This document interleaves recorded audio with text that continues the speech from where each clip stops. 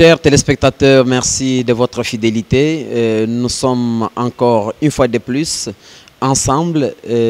Aujourd'hui, à partir de Kinshasa, comme vous le savez, nous avons à nos côtés le révérend pasteur David Moukeba. Avec lui, nous allons parler sur une situation. Il s'agit bien de la prolifération des églises de réveil dans la ville-province de Kinshasa. Est-ce un épanouissement dans l'édification ou dans le sous-développement? Et ceci va nous permettre d'avoir le sens réel de la mission de l'Église afin de savoir pourquoi y a-t-il une multiplicité des églises de réveil ici dans la ville-province de Kinshasa. Alors, nous nous rendons maintenant pour rencontrer le révérend David Moukeba. Révérend David Moukeba, bonjour. Bonjour, messieurs les journalistes. Vous êtes évêque, représentant et visionnaire de l'église missionnaire Sion, implanté ici à Kinshasa, dans la commune d'Ngalema, à ma campagne. Nous avons une grande question qui est en train de couler beaucoup plus d'encre à travers la cité. Il s'agit plus principalement de la prolifération des églises de réveil. Actuellement, nous trouvons beaucoup plus d'églises de réveil au maximum dans chaque parcelle. Est-ce une façon d'édifier la population ou une façon de les rendre dans le sous-développement? Merci, monsieur le journaliste. C'est une question très pertinente. Mais je peux vous rappeler que Christ, notre Seigneur, l'avait déjà prédit dans ses interventions, dans sa Bible, c'est-à-dire dans sa parole. Christ dit à Matthieu chapitre 9, si nous lisons avec vous, Matthieu chapitre 9, verset 37, il dit « La moisson est grande, mais il y a peu d'ouvriers. » Si vous prenez le contraire de ce verset, ça veut dire aujourd'hui, il y a beaucoup d'ouvriers, mais la moisson est devenue petite. Qu'est-ce que je veux dire? La moisson est tellement grande. Christ dit ça, mais il y a peu d'ouvriers. Ça veut dire que nous devions remarquer réellement peu d'ouvriers selon la prophétie de Christ. Au lieu de trouver autant d'ouvriers, et de voir la moisson s'il vous plaît, petite. Qu'est-ce qui est en train de se passer? C'est-à-dire, l'ennemi a bouleversé les choses. Il a bouleversé les versets. Vous savez, quand le diable est allé voir, il est allé visiter Adam et Ève, il a essayé de bouleverser, de changer les versets. Il leur a dit, si vous mangez les fruits, vous seriez comme Dieu. Tandis que Adam et Ève, ils étaient déjà des dieux. Aujourd'hui, ce que vous êtes en train de voir là, chaque parcelle, une église, chaque avenue, sans église, chaque quartier, 2000 églises, ce n'est que l'œuvre du diable. Pourquoi? Parce qu'aujourd'hui, l'objectif même de ces églises n'est pas l'objectif initial du Christ. Si vous lisez Matthieu 28, 19, il dit « Allez ». Faites de toutes les nations le disciple. Les disciples de qui? De Christ. Mais aujourd'hui, vous trouverez que ces églises, il n'y a pas de disciples de Christ. Il y a des disciples des hommes. C'est pourquoi vous voyez chez nous ici, un pasteur entre, on commence même à l'élever au rang de Dieu. Moupao, on lui donne des noms comme on veut. Dieu n'a pas de place même dans cette église-là. C'est-à-dire, je vais dire en bref, ce ne sont pas des églises de Dieu. Ce sont les églises de ces pasteurs-là. Parce que dans l'église de Dieu, celui qui doit être au centre, c'est Christ. Révérend pasteur, vous venez de dire qu'actuellement il y a beaucoup d'ouvriers. Et cette multiplicité n'est autre que l'œuvre du diable. Mais nous voudrions réellement savoir quel est le rôle réel des églises de réveil.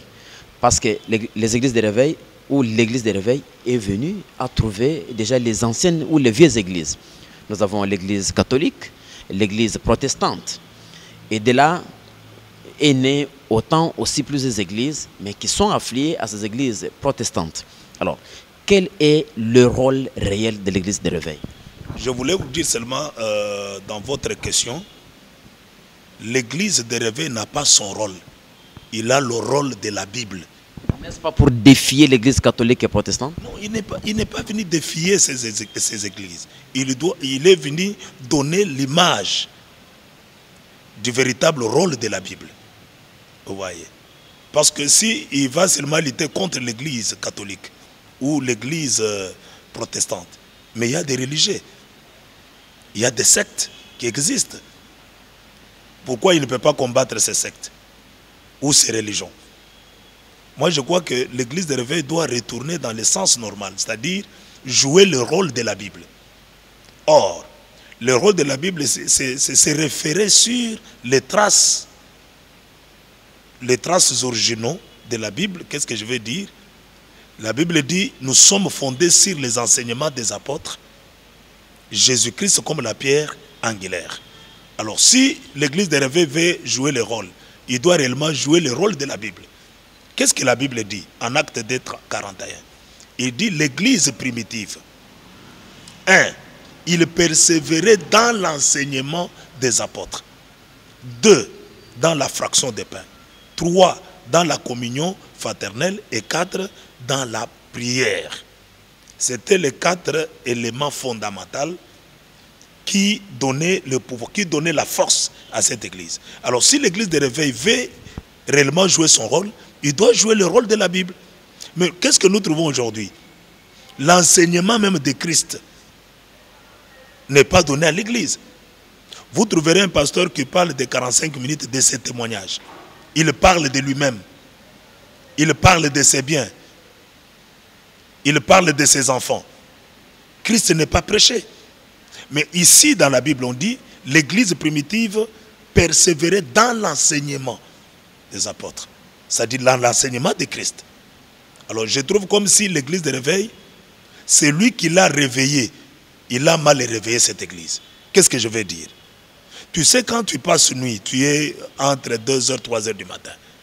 Quelqu'un vient vous réveiller. Tu es réveillé, bien sûr, mais il ne vous dit pas là où vous devez partir. On t'a mal réveillé. Tu peux te réveiller pour te cogner sur un mur. Alors moi, je trouve que l'Église de réveil doit faire un rétrograde. Si ça peut se dire comme ça en français, il doit quand même regarder par derrière. Il est réveillé par rapport à quoi? Il est réveillé par rapport à son rôle de la Bible. Mais s'il ne joue pas son rôle de la Bible, il n'est pas réveillé. Moi, je crois que l'Église est en train de dormir. Chers téléspectateurs, nous sommes en train de parler de la prolifération des églises de réveil dans la ville-province de Kinshasa. Et pour en parler, nous avons un pasteur à nos côtés. Il s'agit bien de révérend David Moukeba. Alors, révérend David Moukeba, nous constatons que dans les églises de réveil, plus on retrouve des jeunes que des grandes personnes. Pourquoi cette différence? Vous savez, un homme sérieux, il doit réellement habiter là où il y a du sérieux. Cette église qu'on appelle l'église de réveil, il y a eu des gens, comme vous le parlez là, des grandes personnalités ou des grandes personnes qui ont donné confiance à cette église par rapport à la prière, par rapport à la parole sainte, par rapport au mouvement charismatique. Les gens ont donné confiance. Mais ils ont trouvé réellement que ce n'était pas ça. Cette église-là représentait autre chose, mais il faisait autre chose. Quand vous prenez par exemple un pasteur qui prêche à l'église, il prêche les filles de l'âge de ses filles à la maison. Mais après la prédication, le pasteur qui appelle une fille au bureau, il commence parfois à les toucher au sein. Il commence à vouloir de cette fille-là. Il joue des trafics d'influence parce qu'il est pasteur responsable. Et quand ces choses sortent du dedans et ça arrive aux personnes adultes, comme tu l'as dit, je ne crois pas que des personnes responsables peuvent venir dans cette église.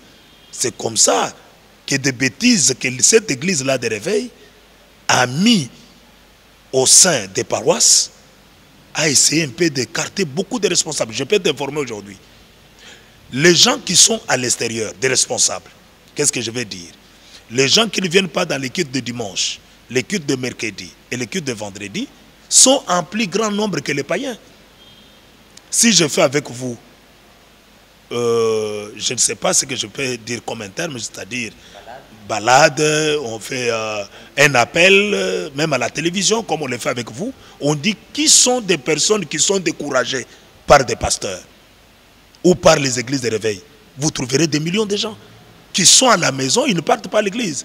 Ce n'est pas pour dire qu'ils sont des païens. Ce sont des gens qui ont été déjà convertis, mais par rapport au comportement. Vous vous souvenez de ce que Christ dit? On connaîtra chaque arbre par ses fruits.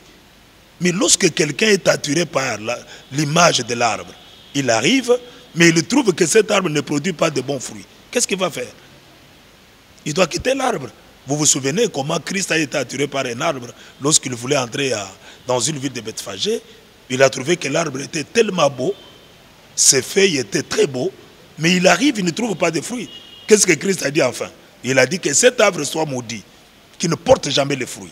C'est comme ça aussi que des personnes responsables que tu fais mention, ils ont été attirés par cette église, par la beauté, s'il vous plaît, par la beauté extérieure. Mais au fait, du dedans de cette église, les comportements, les caractères que ces gens ont trouvés, ça donnait vraiment une déstabilisation. Et ils sont là à la maison. Je peux balader avec vous. Vous verrez qu'ils sont en plus grand nombre que les païens. Chers téléspectateurs, nous sommes en train de parler de la prolifération des églises de réveil dans la ville-province de Kinshasa. Et pour en parler, nous avons pour inviter le pasteur David Moukeba, avec lui nous sommes en train de parler. Et vous suivez, il est en train de dire que la mission principale de l'église, c'est l'édification des saints. Alors, parce que vous parlez de l'édification des saints, mais nous trouvons réellement que dans les églises, ou au contraire, si quelqu'un a fait du mal, au lieu de les punir selon les normes et les préceptes de l'église, il arrive à ce que l'on dise à cette personne, nous vous mettons dans le camp du diable. Vous, en tant que pasteur, est-ce que vous arrivez à le faire dans votre église?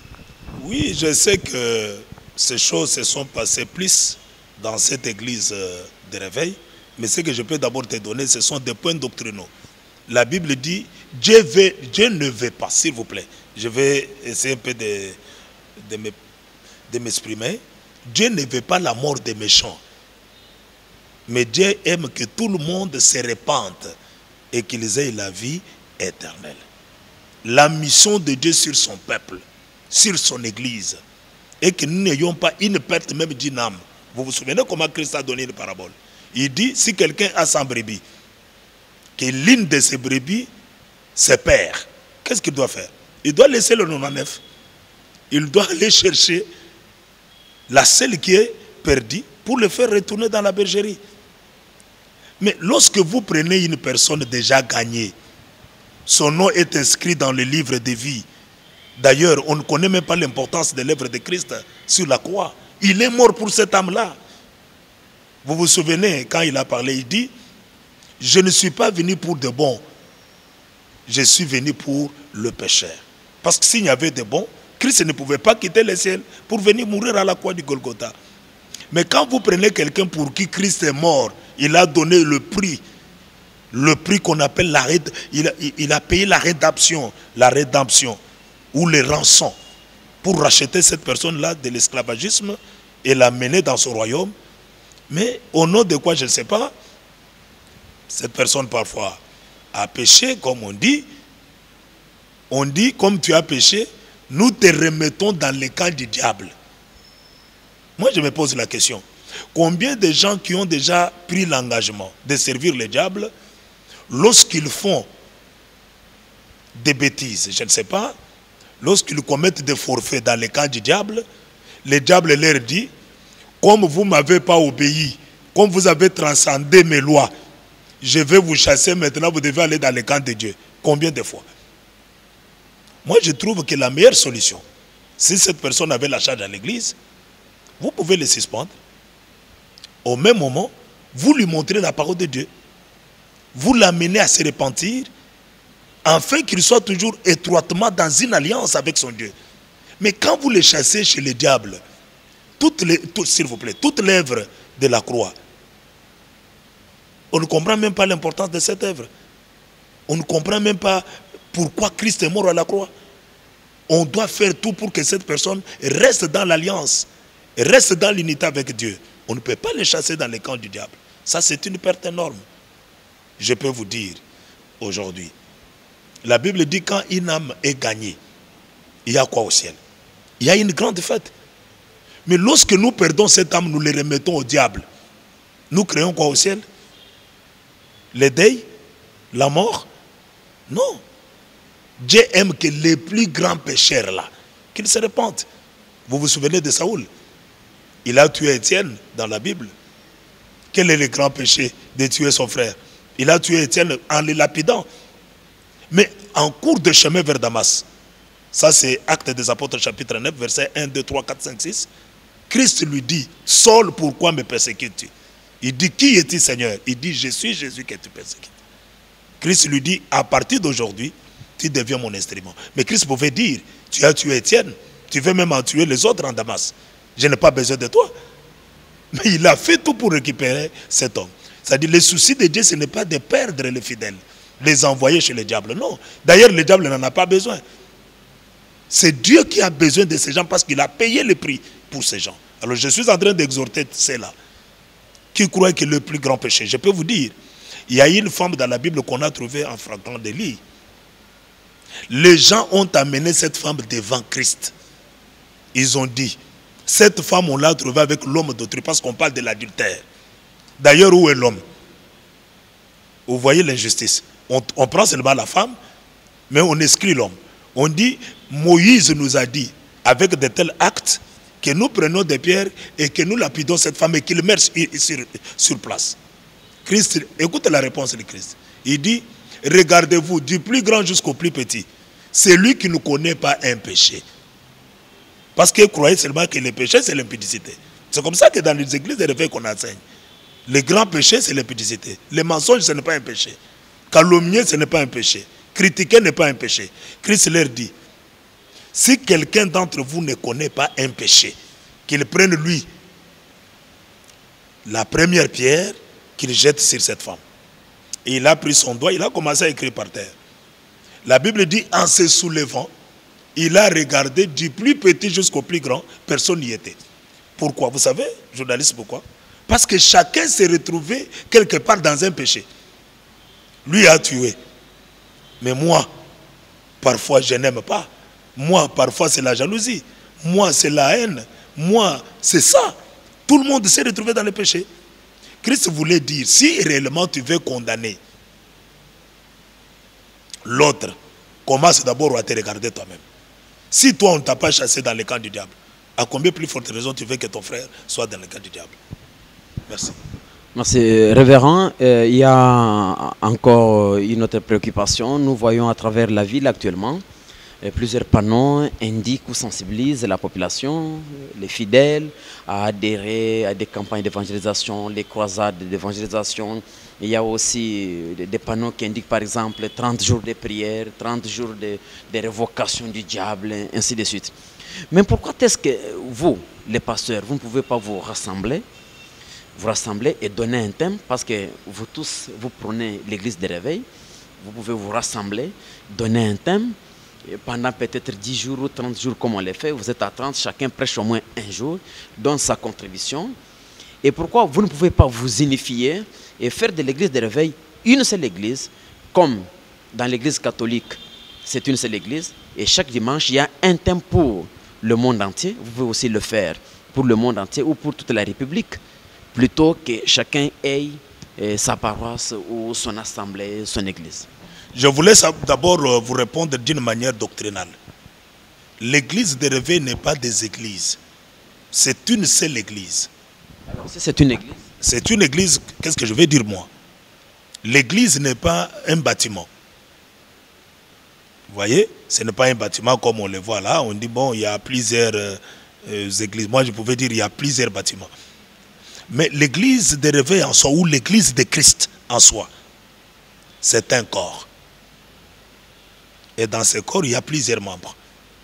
Et le fait d'être plusieurs membres, c'est ça ce qui constitue même un corps. Et dans la Bible, on appelle ça, l'église de Christ là, on appelle corps du Christ. Vous voyez? Or, chaque membre a sa place dans le corps. Les pieds ne peuvent pas se retrouver à la tête. Et les yeux ne peuvent pas se trouver au niveau du ventre. Vous voyez? C'est pourquoi on parle parfois de plusieurs églises d'une manière formelle, mais moi je peux te dire d'une manière spirituelle. Il n'y a pas des églises de Christ. Il n'y a qu'une seule église de Christ. Et cette église-là, ce sont des personnes vivantes qui ont accepté le Seigneur Jésus-Christ comme leur Seigneur et Sauveur personnel. Spirituellement, ces gens-là, ils peuvent être aux États-Unis, ils peuvent être en Asie, ils peuvent être en Europe, ils peuvent être en Afrique, ils peuvent être à l'Océanie.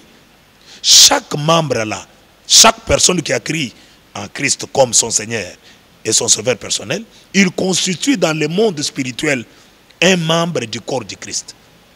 Alors l'ensemble de tous ces gens-là qui sont dans tous les continents du monde, chacun dans son endroit, il a accepté Christ. C'est ça ce qui constitue d'abord l'église du Christ. Mais cette église, comme elle a le corps, elle doit se retrouver quelque part pour prier. C'est pourquoi on parle des bâtiments là. Des endroits que ces églises peuvent se retrouver pour écouter la parole, tout ça. Mais ta question est que on voit des panneaux dans la rue, tel dit je fais la convention, tel dit je vais faire la campagne, tel dit je vais faire le marathon. Pourquoi pas se réunir dans une même place, faire ça? C'est parce que vous prenez l'édification. L'unité même, oui. Alors moi je vais vous dire tout simplement que un jour Christ, ses disciples sont venus lui dire, Maître, nous nous baptisons ici, mais nous avons vu, il y a d'autres gens qui baptisent là-bas. Nous devons aller les interdire, parce qu'ils ne sont pas là où nous sommes. Pourquoi ils ne veulent pas venir ici et baptisent de l'autre côté? Écoute la réponse de Christ. S'ils baptisent en notre nom, ils sont nos frères. Laissez-les baptiser. Moi je crois, si tous ces gens-là, que je respecte, les révérends pasteurs, les prophètes, les évangélistes, les docteurs, pourquoi pas aussi les apôtres, qui font ça, s'ils les font, s'ils les font s'il vous plaît, au nom de Christ, nous sommes avec eux ensemble, mais pas dans le corps, mais dans l'esprit. Parce que dire aussi qu'on peut réunir toutes ces églises ensemble, c'est bien. Vous voyez aussi, il y a parfois d'autres conventions qui se font, où on vous parle, tel pasteur vient de l'Afrique du Sud, tel pasteur est venu de l'Amérique, tel pasteur est venu du Kasaï, tel pasteur est venu de l'Asie. C'est aussi quelque chose, ils ne sont pas d'une même paroisse, ils ne sont pas d'une même église locale, mais parce qu'ils se retrouvent, qu'ils sont dans l'église corps, ils sont membres les uns pour les autres, ils se réunissent un moment. Mais pour dire qu'on doit se retrouver tous, la réponse de Christ là, trouve une place. Il dit, s'il parle de notre nom, s'il baptise en notre nom, et qu'ils sont quelque part, qu'il les fait parce que nous les faisons pour un même objectif. Révérend David Moukeba, je pense que dans un moment nous allons devoir nous séparer. Mais pourquoi est-ce qu'on constate une bataille enchaînée entre les différents prédicateurs de l'église de Réveil? Si l'un passe sur une chaîne de télévision, il est en train de contredire l'autre, ou si quelqu'un invite un pasteur dans son église, il lui demande d'être dans sa logique. Comment expliquer ça? Je voudrais éclairer.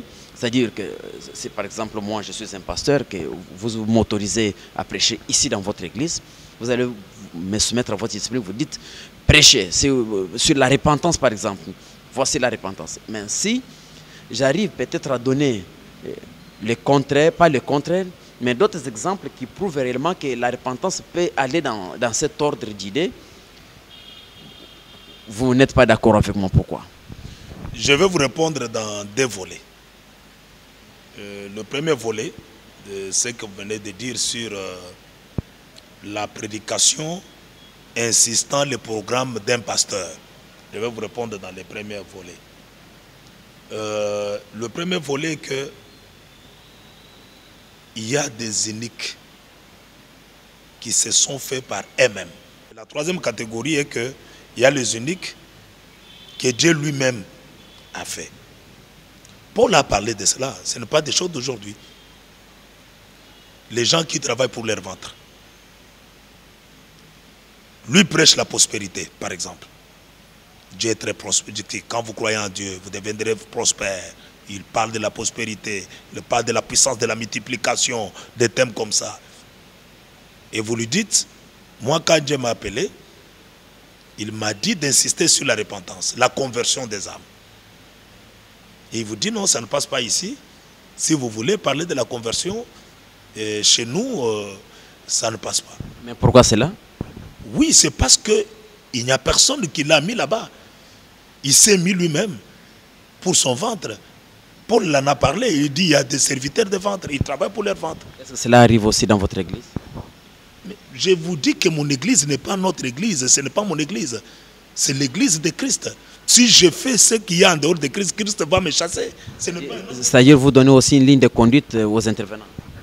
Mais comment tu dois donner une ligne de conduite à un intervenant? La Bible est claire. Il dit c'est poussé par le Saint-Esprit que les hommes ont parlé de la part de Dieu. Moi, je deviens le Saint-Esprit pour dire à un homme, tu ne dois plus parler de ça dans la Bible, tu dois parler de ça. Vous savez que cette parole, c'est tout un agneau. Quand Israël voulait sortir de l'Égypte, on dit, tu dois manger l'agneau à son entièreté.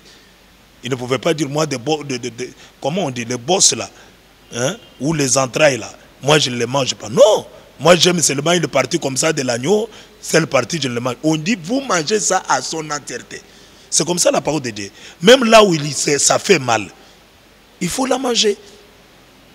La parole de Dieu, il y a des places où ça fait mal. Je peux vous dire quelque chose. Christ parle avec les Juifs, il leur dit, celui qui boit mon sang et qui mange ma chair, c'est celui qui sera réellement mon disciple. Vous savez comment ils ont dit? Cette parole est dire. Qui peut la supporter? Vous savez, ces jours-là, ils sont partis à combien? À 60. C'est la majorité qui est partie. Ils sont restés à 12. Christ dit même aux autres, les 12 qui étaient restés. Mais vos frères sont partis parce que la parole est dit. Partez aussi. Écoute Pierre comment il répond à Christ. Où irons-nous? C'est toi qui as les paroles de la vie éternelle. D'ailleurs, quand vous dites aux gens, vous ne pouvez pas prêcher ça, vous devez prêcher ça. Vous limitez la Bible. Vous vous faites qui? Un petit Dieu. Mais ce que moi je peux vous dire, je peux donner mon thème. Je dis parfois, c'est moi ici, nous parlons du travail. Un pasteur dit, bon, pour que quelqu'un travaille bien, il faut qu'il se répande, qu'il soit en communion avec Dieu. Qu'est-ce que ça fait? Je peux donner un thème. C'est un thème. Ça peut venir d'une inspiration. Ça peut venir d'une recommandation du Seigneur. Mais je n'ai pas le droit de dire à un ministre, qu'est-ce que je vais dire? J'ai dit de l'Éphésiens 4:11. Apôtre, prophète, évangéliste, pasteur ou docteur, lui dire, quand tu vas parler du travail, ne touche pas la repentance. Ne touche pas la communion avec Dieu. Non. Moi, je lui donne les thèmes que j'ai, mais je lui laisse à faire. Mais les difficultés dont, la deuxième phase que je voulais entamer, des pasteurs qui se compliquent entre eux, l'autre passe à la télévision, il dit c'est lui ou ce n'est pas lui. Mais, M. Raphaël, tu dois connaître que ces choses n'ont pas commencé aujourd'hui. Quand vous lisez la Bible, Paul parle de l'Apollos. Apollos parle de Paul. Ça, c'est dans l'église de Corinthe. Il y a eu de grands problèmes. On parle même de Céphas. Cette église avait 3 partis politiques. Si je vais dire, excusez-moi, je ne vais pas entrer en politique. Il y avait ceux de Paul, il y avait ceux d'Apollos, il y avait ceux de Céphas qui est Pierre. Il y avait même aussi une quatrième parti. C'est de Christ. Mais vous savez comment Paul a répondu pour banaliser toutes ces discussions? Il dit, nous sommes dans l'église du Seigneur. Qui est Paul? Et il dit encore, qui est Apollos? Il veut dire quoi? Qui est mort pour ce peuple à la croix? Est-ce que c'est moi, Paul? C'est Apollos? Même quand vous parlez de moi, Paul, vous pouvez m'inventer, notre pasteur dépasse l'autre, les autres disent c'est Apollos. Quand il parle, il a l'éloquence, il a des arguments. De nous deux là, ou de ces faces-là, qui est mort pour vous à la croix? Écoute maintenant la conclusion, comment il dit? Il dit, Paul sème, Apollos arrose. Mais qui fait croître? Il dit, c'est Dieu. Il conclut, c'est Dieu. Il dit, à ma prédication, je peux s'aimer. À la prédication d'Apollos, il peut arroser. Mais c'est lui qui fait croître ces choses. Ce n'est ni moi, Paul, ce n'est ni Apollos. Oui, révérend, nous avons suivi dans l'opinion que si réellement un pasteur veut installer une église d'Hervé dans un quartier, comme nous sommes ici à ma campagne, il doit d'abord se référer aux anciens, c'est-à-dire aux autres pasteurs qui ont implanté l'église en premier, avant lui. Est-ce que c'est là où vous êtes arrivé? Je ne crois pas. Moi, je ne suis pas un homme qu'on peut emporter par les vents ou par les durs des gens. Moi, mon absolu, c'est-à-dire mon miroir, c'est la Bible. Et ils insistent et disent, si vous ne le faites pas, vous n'allez pas croître. Et c'est là peut-être une petite affirmation. Nous constatons que les églises que nous retrouvons à chaque parcelle, chaque avenue, n'ont pas aussi assez de chrétiens. N'est-ce pas facilement une réponse? Mais toi, tu es déjà venu ici les dimanches dans notre église. Tu as trouvé qu'il n'y avait pas de gens? Je vais vous répondre d'abord pour cette question dans une première phase. Si les gens sont importants par rapport à Christ, où est la valeur de Christ? Écoutez comment Christ dit à Pierre. Les gens dans la cité, ils vous disent, ils posent cette question aux apôtres, ils disent que je suis qui? Ils l'ont répondu sur 3 phases. Les autres disent que tu es Jean-Baptiste, les autres disent que tu es Élie, et les autres disent que tu es l'un des prophètes. Il dit, mais vous, qu'en dites-vous que je suis? Ou que dites-vous que je suis? Pierre, lui, s'est répondu, toi tu es le Christ, le Fils du Dieu vivant. C'est là où je te réponds. Il dit, parce que tu as dit ça, ce n'est ni la chair, ni le sang qui t'ont révélé. C'est mon Père qui est dans le ciel. Tu es erré, Simon, fils de Jonas. Maintenant, écoute pour l'implantation de l'église. Il dit à Simon, regarde, sur cette pierre, je bâtirai mon église. L'église n'est pas bâtie sur la consultation des pasteurs précédents dans les quartiers ou des prophètes qui ont précédé dans les quartiers. L'église est bâtie sur les rocs qui est Christ. Il dit, sur ces rocs, c'est là où mon église sera bâtie. L'église n'est pas bâtie sur une familiarisation ou sur les... D'ailleurs, c'est lui dont tu vas aller consulter pour bâtir l'église. Tu connais réellement ce qu'il est? Est-ce que nous avons un thermomètre spirituel pour connaître si ces pasteurs-là, dont je vais consulter pour implanter l'église, j'ai un thermomètre spirituel, j'essaye pour voir s'il est en relation avec le propriétaire de l'église? Non. Si on commence à faire ça, moi je crois que c'est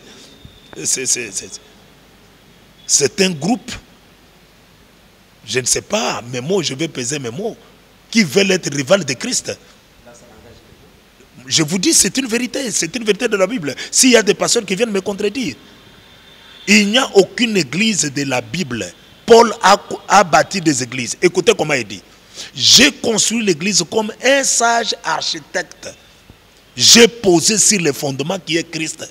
Il n'est pas allé dire à Pierre, Pierre, veux-tu que je puisse implanter l'église comme toi tu m'avais précédé dans la foi? Non. Parce que le droit de bâtir les églises, le droit d'implanter des églises a été déjà ordonné. C'est l'impératif. C'est un ordre. On dit, allez, faites de toutes les nations mes disciples. Mais en allant là, on ne vous a pas dit, vous entrez dans une avenue, vous trouvez 3 églises qui vous ont précédé. Vous commencez maintenant à payer à ces pasteurs-là pour dire, nous sommes venus payer les offrandes d'entrer dans votre quartier, parce que si on ne paye pas, on n'aura pas de fidèles. Ce sont les fidèles de ces pasteurs-là, ou ce sont les fidèles de Christ. Écoutez comment la Bible dit. Nul ne peut venir à moi si le Père ne l'a pas attiré. C'est lui qui attire, pasteur, toi qui es en souffrance, avec ces pasteurs-là, qui te dit que si tu n'es pas venu nous voir, les fidèles ne viendront pas. Le verset dit, si Dieu n'appelle pas, si quelqu'un ne peut pas venir à Christ si le Père ne l'a pas attiré. Tu as affaire à Dieu. Si tu ne vois pas de fidèles à l'église, agenouille-toi, dis aux gens, s'il vous plaît, dis à Dieu qui a le cœur des fidèles que tu cherches. Dis à Dieu. Les fidèles ne sont pas pour les pasteurs. Pourquoi on peut prendre les pasteurs en équivalence avec Christ? Moi, ça me fait très mal. Je trouve même peur pour que le feu ne puisse pas descendre sur eux. Je m'excuse pour le langage. On ne peut pas se faire rival de Christ.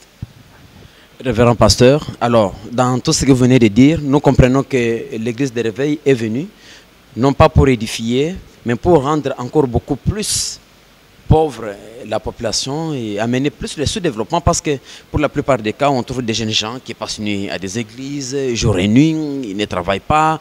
Nous constatons que ce n'est plus le développement, mais c'est le sous-développement. Oui, vous savez, c'est comme je vous dis là. Qui a réveillé cette église-là? Et quand on te réveille, c'est pourquoi? Moi, je trouve que celui qui a dit c'est une église de réveil, il a mal réveillé cette église.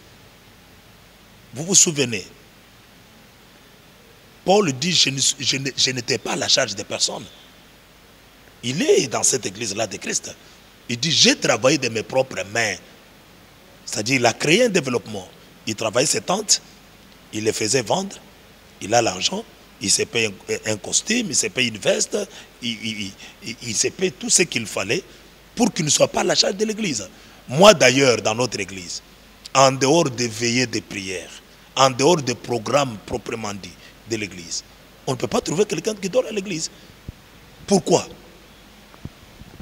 Un chrétien n'est pas un chômeur. Un chrétien d'abord, c'est celui qui reflète la richesse de Christ. C'est un ambassadeur de Christ sur la terre. Parce que pour la première fois, les disciples sont entrés en Antioche. Ce ne sont pas les disciples qui ont dit au peuple d'Antioche que nous sommes des chrétiens. Mais on les a vus seulement comme ça. On dit ça, ce sont des chrétiens. L'influence de Christ doit être chez nous. Si les gens qui doivent travailler dans ce monde, ce sont des chrétiens. C'est pourquoi Paul dit, il n'adresse pas aux païens, il dit aux chrétiens. Si quelqu'un d'entre vous, là il parle à l'église de l'Éphèse, il parle de l'église de Macédoine, si quelqu'un parmi vous ne veut pas travailler, c'est un désordonné, qu'il ne mange pas non plus. Et il dit, ce n'est pas moi, c'est l'ordre du Seigneur. Oui, je ne sais pas si je n'avais pas bien compris ta dernière question, si le sous-développement, si je n'ai pas ajouté quelque chose. Mais vous l'avez dit, vous avez dit que, oui. Les églises de réveil aujourd'hui n'ont pas des écoles, ils n'ont pas des hôpitaux, ils n'ont pas des programmes d'agriculture. Vous voyez?